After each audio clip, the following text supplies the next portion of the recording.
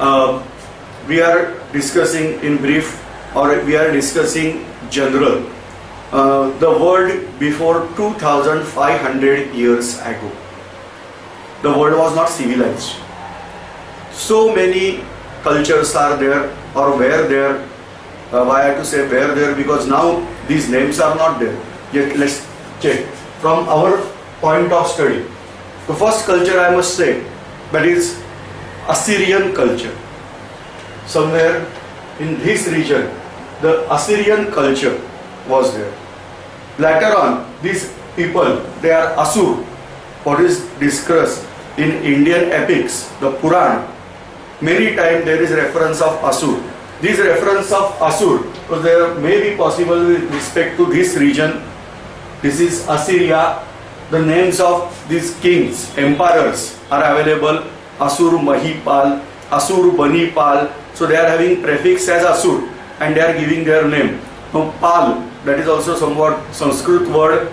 So we can discuss in latter case. Just you can remember they are Assyria. Then later on, these Assyrian people moved towards southward, and Babylonian culture famous. So this is Babylonia, Assyria. Then this is called as Pars. Then again we can go for this Sanskrit origin of the word. This is east direction. This is north. Usually we are considering that our face, home, etc. must face towards east side. So if you consider India is facing toward east side, then the west part of this, or western part of the world, which is adjacent to India, in ancient India, that should be considered as Parshva. Parshva means what? Which is behind. And so behind India, may be possible this name was there, that is Parshva.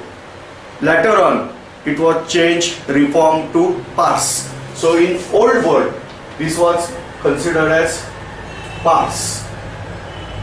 After Greek invasion, they considered this as Persia. So from Pars only this word was derived. You can take this today also. The Jain Tirthankars are there. Out of that, the 23rd Tirthankar, that is Guru of Jain people, the 23rd Tirthankar, that is considered as Parshvanath. But many people pronounce as Parasnath. So same thing I can consider here. So this is Pars. This culture was civilized. Babylonian culture was civilized. Assyrian culture was civilized. To certain extent, Israel, no doubt we can consider Egypt, especially in the valley of Indus. In the valley of Nile. This civilized culture was there. Of course, I should consider entire India as civilized here. So our lines are there for entire India, Sri Lanka, this entire region. This region was civilized, no doubt. Andaman and Nicobar was not civilized. Then a part of Greece, say somewhere 800 BC, the development of Greece starts. Some people came from northern part of Europe and they get civilized in this part, so that is called as Graecia or Greece. The part of Italy, that is Roman culture, that was also began to civilize over there. With our important part, I should consider this part is civilized. A certain territory in China, or we can say Chin, that was civilized. Rest of the world, a majority part of rest of world was uncivilized. It was say the world of nomadic tribes. Nomadic tribes means tribes, they are wandering here and there. The tribe that can number from very small number to very huge number. One of the tribe that was called as Yumnu or simply Hun. This tribe was having population somewhere around 9 lakh people gathered together at that time. Don't consider today's world, today 9 lakh is nothing. But in ancient world, 9 lakh gathered population, that was very important. Say, in today's world, population is increasing tremendously. At time of freedom of India from Britishes, our population and God's population was same. approximately 33 crore population was of India, but now it is exceeding even 3 times that population of God. So this is the problem. But in ancient world, this population was very less. Reason we'll discuss later. So at that time, 9 lakh people gathered together. We should consider that is nation on horse. So that was Yumnu or Hun tribe. Then in Arabia also certain tribes, they were wandering here and there. Now this is called as Asia Minor. So Asia Minor was having somewhat civilized culture over here in ancient Greek epics and Greek stories. It was written that there was war between Asia Minor and Greece. Now Greece was not united as nation at that time. Some cities were there and their local government, said democratic government was existing in this city. So this was about ancient world. Especially we are discussing somewhere 2500 years ago. Egypt was well civilized at that time. The pyramids were constructed, their population was flourishing, they were carrying out a lot of businesses over here. Now India, no doubt, we have to discuss these points. But whatever the evidences are there, from that India was flourished. If you consider Ramayana and Mahabharata as part of history, then we can able to understand what was the civilized world present in India even before 5000 years ago. The proof, what is required in written history, that was given by Mohenjo-daro. Now it is in Pakistan, Punjab. Mohenjo-daro is in Sindh, and Harappa, that is Pakistan, Punjab. But at that time it was part of India only. And so we can able to know what was the culture in ancient world, especially 2500 years ago. This was very good culture present in the all over world. But majority of part of this world, it was also governed by nomadic tribes. Now out of that, we have to discuss certain tribes over here, important from our history. 3 tribes we have to consider, they are very, very important from our point of history. They are having name. The first one, that is Yumnu, or simply we can call them as Hun. So I can consider this is the region of Hun. Then second, that is called as Yuchi, or this is called as Kushan. And third, that is Scythians, or we can call them as Shak. So 3 tribes are important, we have to consider here. Then let us start our point of history from, or say basic parts of history from Hun. Now we have to discuss history from period 2003 years ago, 300 years ago. From that we have to start. So earlier days, the Huns, they were wandering in this region. Nowadays it is there in Mongolia. So from Mongolia, they were used to attack on civilized world of China. But later on, Chinese people constructed a wall, the Great China Wall.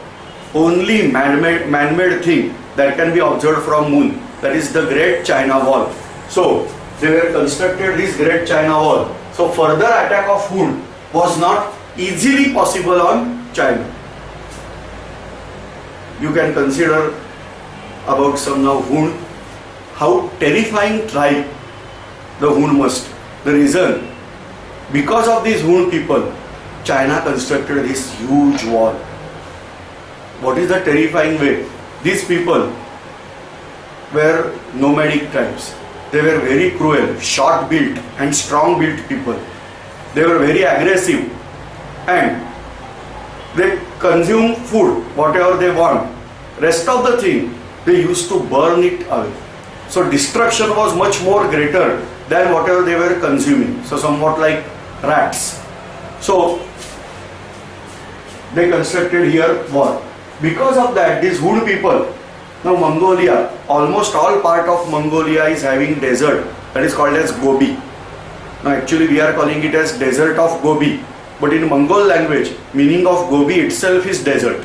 So whatever that desert, that Gobi desert is there in Mongolia, so they were not having source of food. to that extent, and they depend completely on other world in order to capture this food, and so they moved in this direction. The Yuezhi or Kushans, they were also very aggressive, but they were completely crushed and defeated by Hun. So Kushan came in this way. Then Shak, they entered here. So like that, the displacement of tribes are carried out at certain age, and that's why the history changed out. Another thing, around 2000 years ago, that means at beginning of this modern Christian era, there was small ice age in the world. Because of that, this northern part was covered by ice for longer period, and Europe, especially this part of Europe, suffered a lot. And so the tribal attacks from this region starts over here. Same way these tribes displace in southward direction in this particular patch of history. So this is somewhat basic requirements for history. Now let us concentrate here on India. We have discussed the mountain range. We can move further. Certain mountain ranges we have to set. Here, this is Western Ghat. In old days, entire Sahyadri mountain range, now we are calling this as Western Ghat. Then here, in patches, Eastern Ghat. Here, the Rajmahal Hills, Aravalli mountain range, Gir mountain range, Satpura, Vindhya.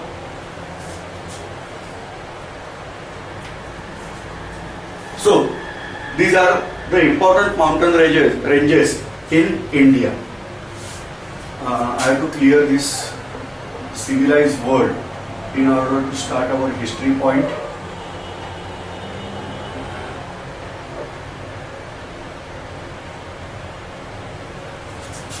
Now, while discussing this Indian further thing, I am moving the boundaries. We can let us unite India and Pakistan, India and Nepal, India, Bhutan, India, Bangladesh, and consider the undivided entire India. No doubt, Afghanistan was also part of Indian civilization, but it was having certain mixed origin. Say, it was under influence of Iran culture and Indian culture. So eastern part Indian culture was influenced, western part Iranian culture was also influenced over there. No doubt, in old days, the Iran or Pars, that was also influenced by Indian culture. We have certain proofs, but this is not a place to discuss this point. So let us start now discussing here the Indian part. We have certain mountain range. What is the problem in India? That in these mountain ranges, certain important pass, say this is Khyber Pass and this is Bolan Pass. Here some Karakoram Pass, then Nathula, like that different pass are there. Out of that, this Khyber and Bolan, these two pass is very important. From this Khyber Pass, maximum foreign attacks carried out over India. Say, this region is an entire hilly region. Himalaya, suppose you travel from here to here, that means towards east, northeast direction, it is having breadth of approximately 400 to 450 kilometers. The average height of Himalaya is 6,000 meter. You can consider world's greatest mountain ranges.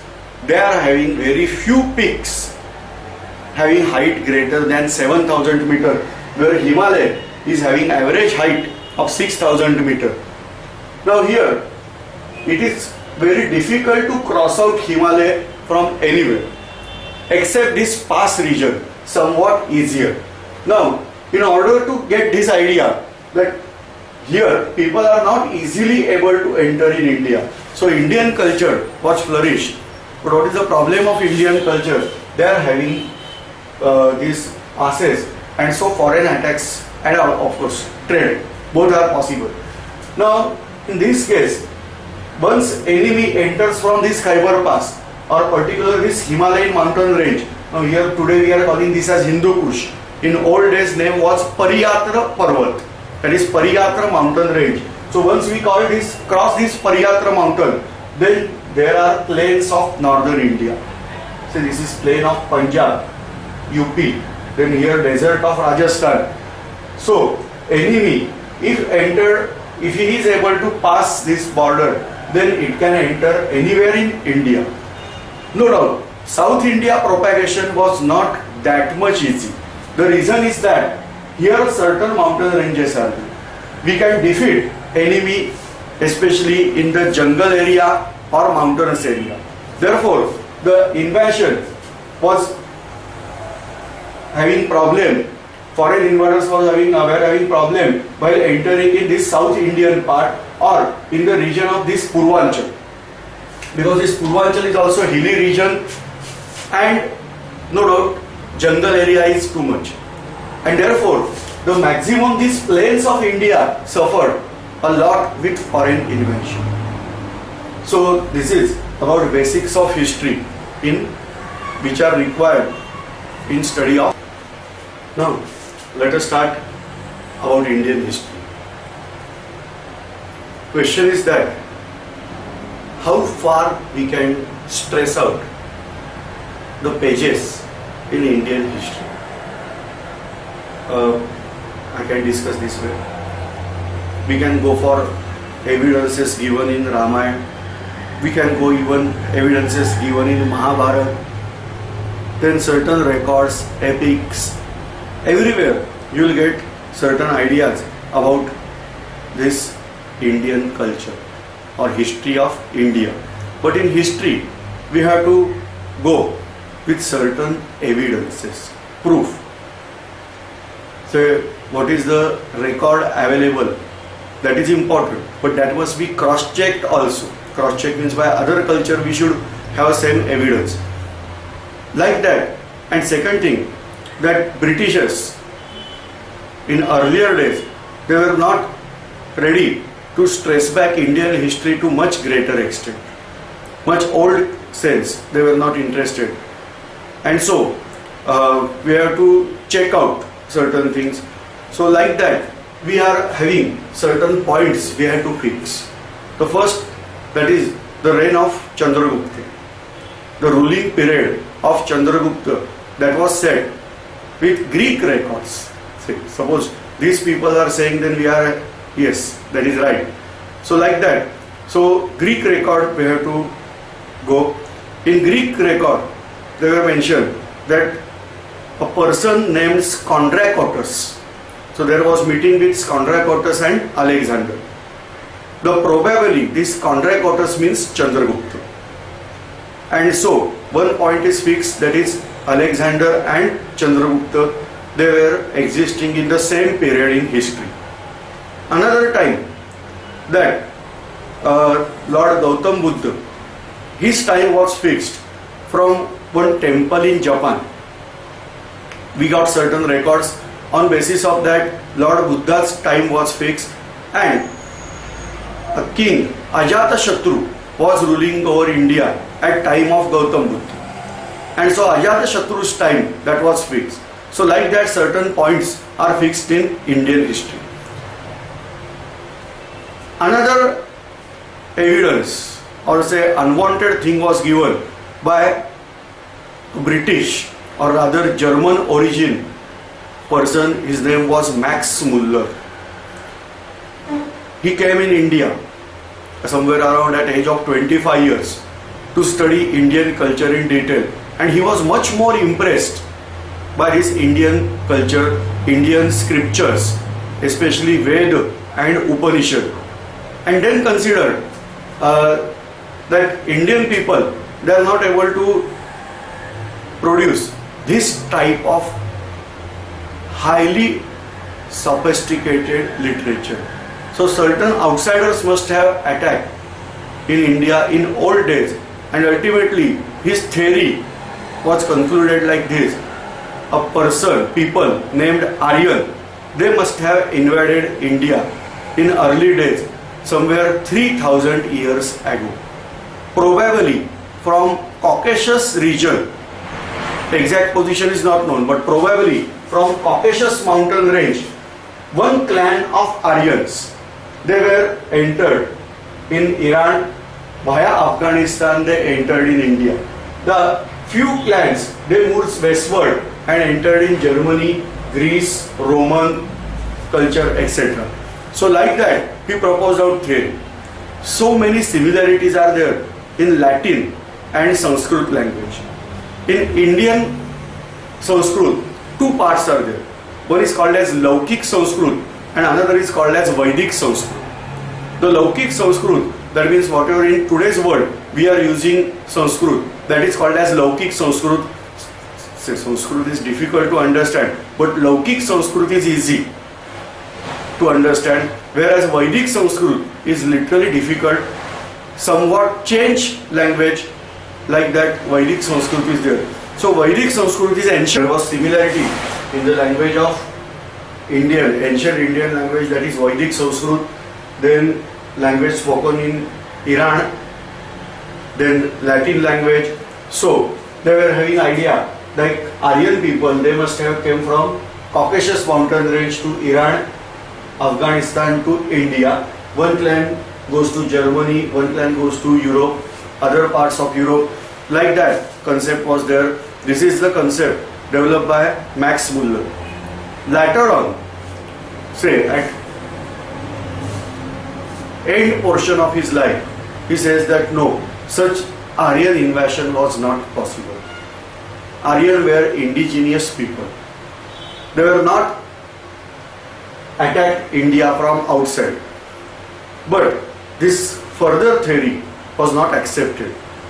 This concept is important in history. So Indian history, we have to start with, or we have to give reference many times that Aryan invasion was there somewhere 3000 years ago. Aryans start coming from this Khyber Pass, and then later on they entered in all parts of India. So whatever culture we are following today, that is Aryan culture. So this concept was introduced first by Max Muller, later on rejected by Max Muller. Let us discuss certain points with respect to this topic. Say, suppose Aryan is a name of tribe or say people. Then in Buddhist religion, how we can able to say that four noble truths, the original word Arya Satya. So why Gautam Buddha introduced the word Arya Satya? Means here meaning of Arya is noble. Now same way, one evidence is given that in Mohenjo-daro, the city somewhere in the Sindh region of India, we got certain skeletons. So 5 skeletons were discovered. Out of that, 3 skeletons were having similarity with Tamil people or Dravidian people, and 2 skeletons, they are having similarity with Mongoloid people. Mongoloid means Mongolia, or say Chinese, Japanese style people, they are called as Mongoloid people. In India also, you are aware that in eastern part of India, these Mongoloid tribes are there. So, out of 5 skeletons were discovered, 3 were having resemblance with South Indian people and 2 were having resemblance with Mongoloid people. Now this was part of Sindh or Punjab. No skeleton is having similarity with today's Sindhi or Punjabi person. That means today's Sindhi or Punjabi are different whatever they are living in Mohenjo-daro and Harappa. This they want to say. Yes, this is true.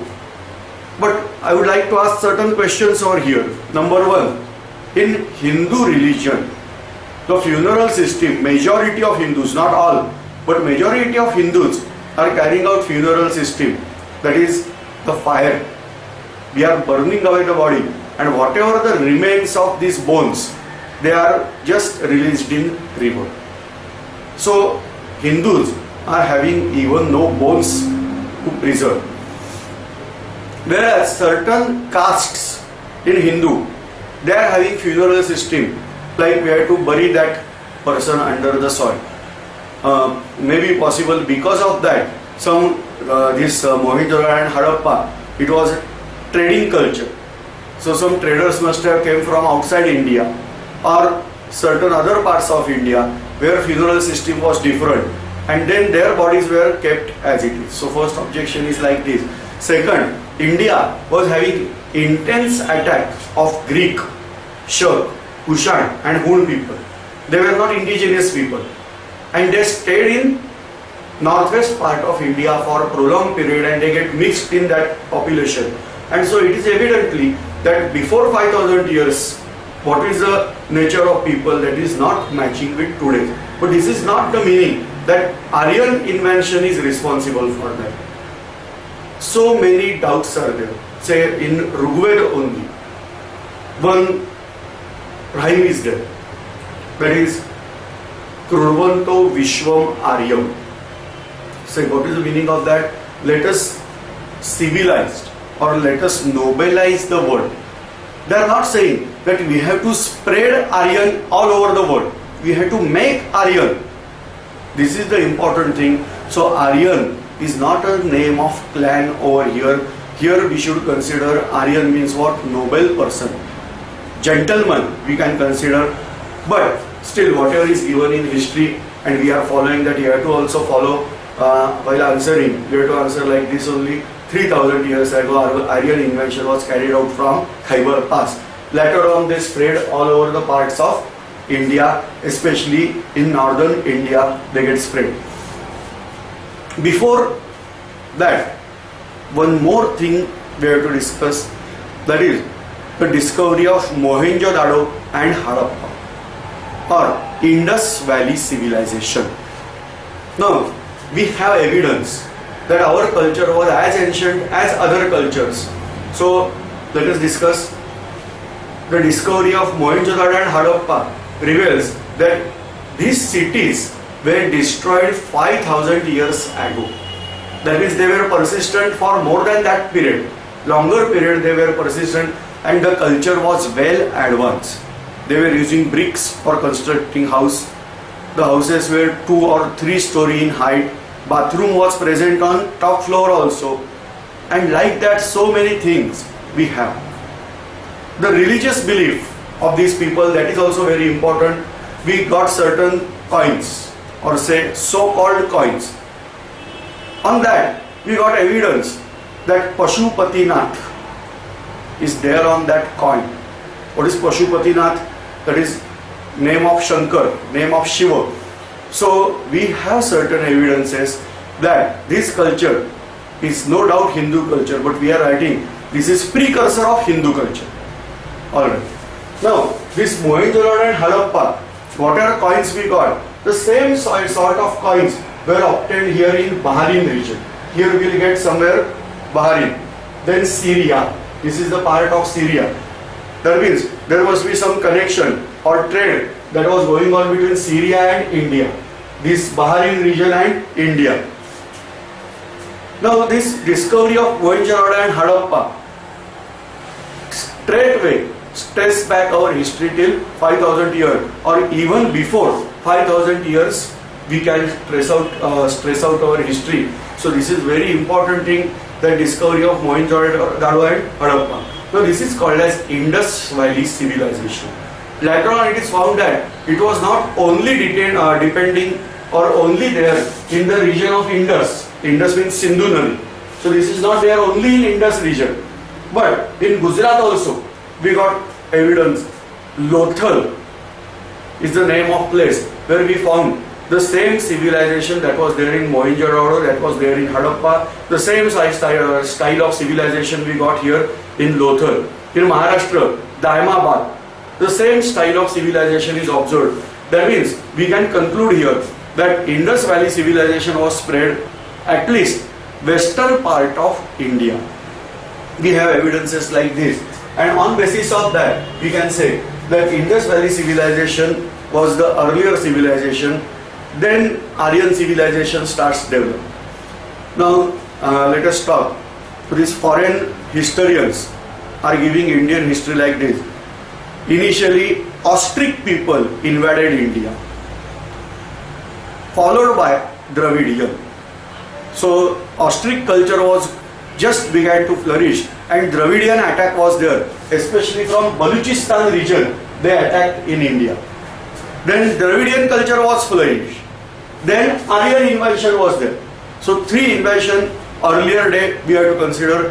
One is Austric, then Dravidian, and third one is Aryan. So those who are saying that Aryans are outsider, we must consider that Dravidians are also outsider and Austrics are also outsider, if you are believing this theory. If you are not believing, then all right. Now, let us talk about ancient India. India was not that much united. As a nation, as a state, two things are different. So many states were there in India. The chief of state, that was considered as Raja or king. Then there was emperor. Certain states are paying tribute to that emperor. So they were called as Mandalik. Whereas the emperor, that was called as Samrat. Mandal means circle. A particular group of states, they were united. So that is called as Mandali.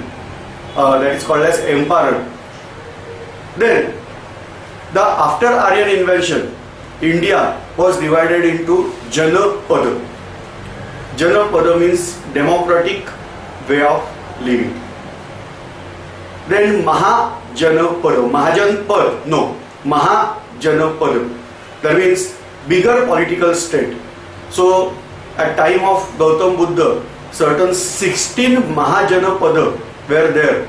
That is the recorded history. So like that, India was not united politically as state and nation both. Nation was there.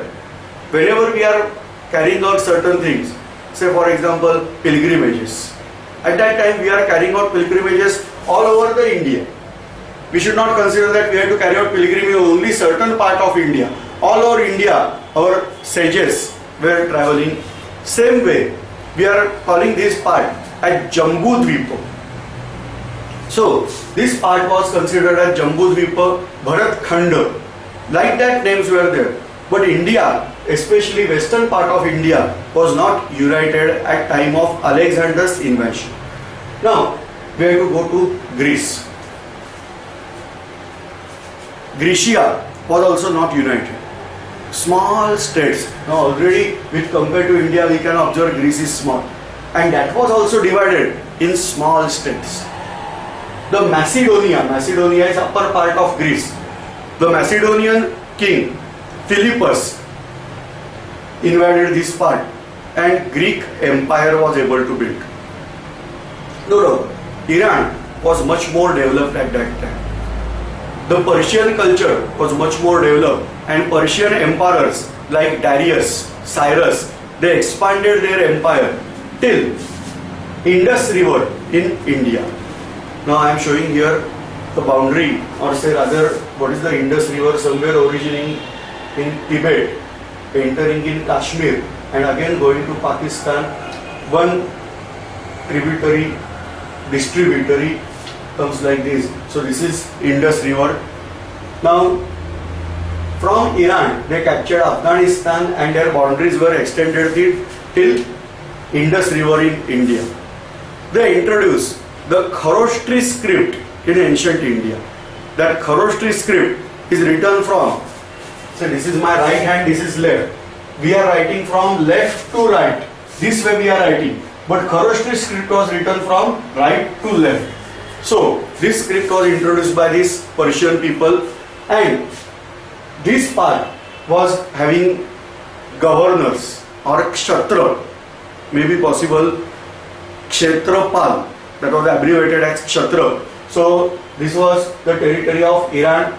Then this Iran was able to capture Asia Minor also, and from that they were threatening these Greek people in ancient time.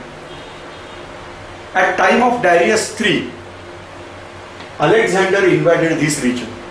Alexander was son of Philippus. In some books or some historian believes that Alexander was natural king, and something in some books it is written that assassination of Philippus was carried out by Alexander, or because of Alexander, and later on he captured the throne of Grecia. Say whatsoever that, Alexander becomes Greek king and later on emperor. He invaded first this part of Scythia, because Scythian people, say this region we have to call as Scythia. So Scythian people were invading Grecia again and again. In order to check them, he invaded first this part of Grecia, Scythia. Then he unified Grecia, and by taking this huge army, he invaded Asia Minor. He fought 3 wars with Darius III. Keep in mind, 3 wars, Darius III, and Darius was assassinated. This entire territory or empire of Pars was now under control of Alexander the Great. Then he returned to Egypt, and whatever ancient Egyptian civilization was there, that came to end. This is the end of Egyptian civilization. That pyramids, mummies, etc., that entire thing were now going to end because of this Alexander's invention. Alexander declared himself as a son of Zeus. Zeus is name of their god, and he developed here a city on his name that is called as Alexandria, a port Alexandria, university, and Greek scholars were staying over there, and that's why we are calling that Greek scholars developed this, but in later period we are calling Egyptian scholars, because these Greeks were now settled in Egypt. Now Alexander returned here and start invading Afghanistan region. In old days this was considered as Gandhar. Today also Kandahar is there. So like that, old name was Gandhar. In Mahabharata period, what is Gandhari we are calling, that was the princess of this Gandhar region. The capital was Takshashila or Taxila. Now here this region was invaded by Alexander, and then it is written in history that Ambi, the king of Gandhar, Takshashila, he was also say Kshatriya of this Iranian empire. So he welcomed Alexander the Great, and then Alexander entered in plains of India, where there was battle of Hydaspes. Now this is the problem, that in Greek language or Greek people, they are having tendency to give everywhere their Greek names. So instead of Pars, they are calling as Persia, Babylon, Babylonia. So like that they were naming. So here also they named one river that is as Hydaspes. Say these are 5 rivers which are there in Punjab. So Sanskrit word is Pancha. Iranian word is Panj. Sanskrit word is Apa. Pancha means 5. Here also same thing, 5. Apa. Apa means actually distilled water. Akashat patitam patoyam. That is called as Apa. So this is water. Whereas Iranian word Ab stands for river. So Panja adik Panja plus Ab, that will give you Punjab. The origin we can go by this way, but in earlier days this was considered as Pancha plus Nad. So river, Sanskrit word is Nadi, but if huge river is there, that is considered as Nad. So this was named as Panchanada. So this region was named as Panchanada. There were 5 rivers flowing here. They are tributaries of Sindhu. They are Jhelum, Satluj, Ravi, Chenab and Beas. I am revising: Jhelum, Satluj, Ravi, Chenab and Beas. Jhelum, that was called as Vitasta river. So we can keep in mind also Jhelum, that stands for Vitasta. Then Chenab, Chandrabhaga. Beas, that is Vyas. So Satluj, Shatadru and Sindhu. Saraswati was also there, probably from plains of Rajasthan. This river was flowing. Now here, what is that Vitasta? Today we are calling it Jhelum. In old days it was called as Vitasta. So Vitasta was modified to Hydaspes. There was battle of Hydaspes between King Porus, Sanskrit word Puru, and Alexander. The result of this battle, that Porus lost this battle at end. Alexander was able to conquer the victory. Say, what was there in war? Alright, everything is fair in war and forget. But what is the important thing? That Alexander was able to conquer this part. Alexander appointed Puru as Kshatriya or governor of this territory. But later on, Alexander was troubled. It is written in Greek history that their army, the soldiers were not in well position. They were tired. From time to time, they had to carry out wars. They were tired of these things, and ultimately Alexander decided that we will return to Greece. But so many doubts are there. Number one, Alexander came here to conquer India. In this map also you can able to find India is here. At that time this was India, but now it is part of Pakistan. So entire Pakistan also he was not able to conquer. Why? He was forced to get back. This is very important thing. But our historians are not giving much more light over here.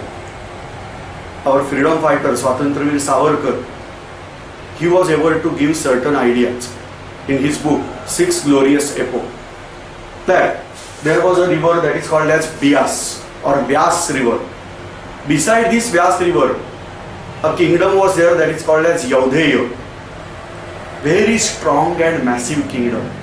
Alexander's army, or rather we can say Alexander also afraid of this.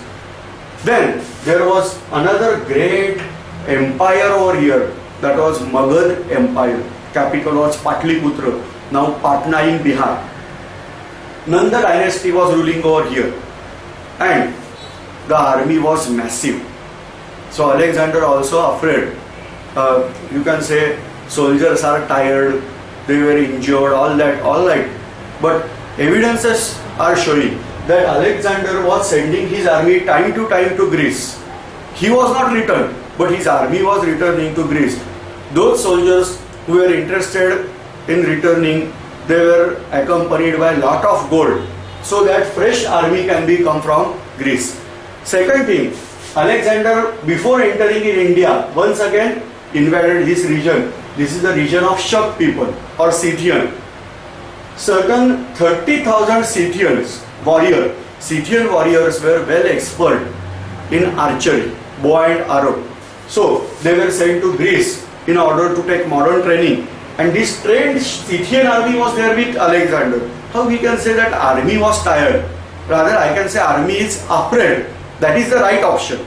And then he returned back via Indus river. Now this is again thing that why Alexander was not able to return back with the path.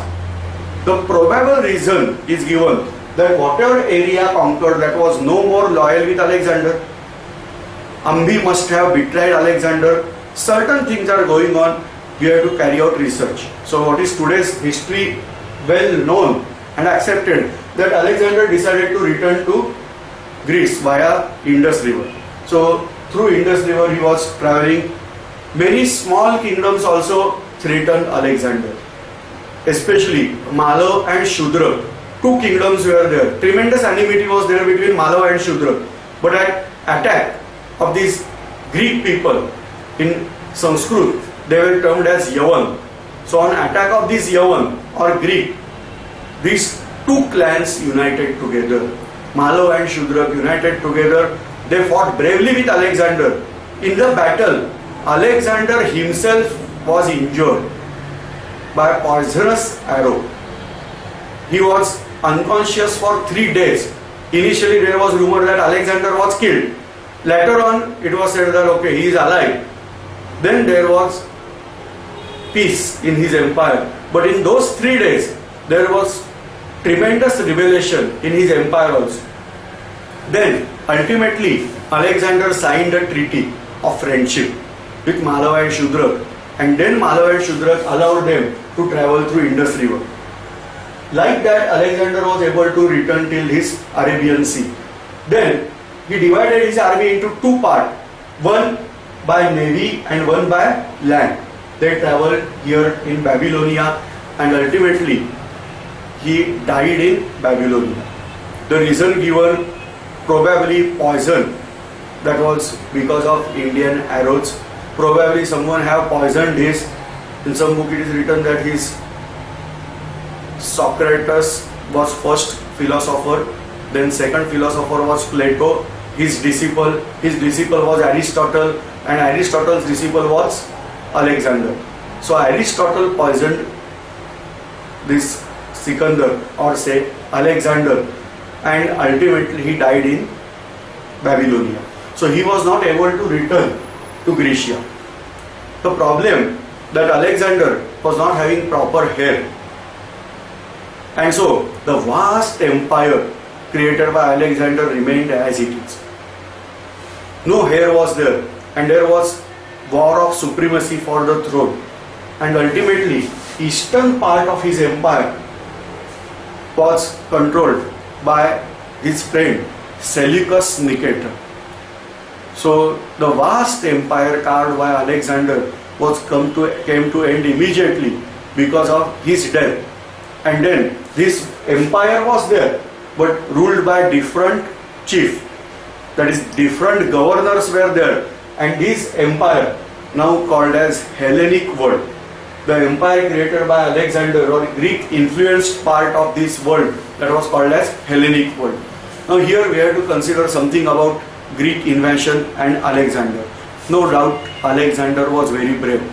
Alexander was very, very ambitious. Alexander was great warrior at his time. But still, he was not a world conqueror. He was not able to conquer the world. We can see on map that I will show here.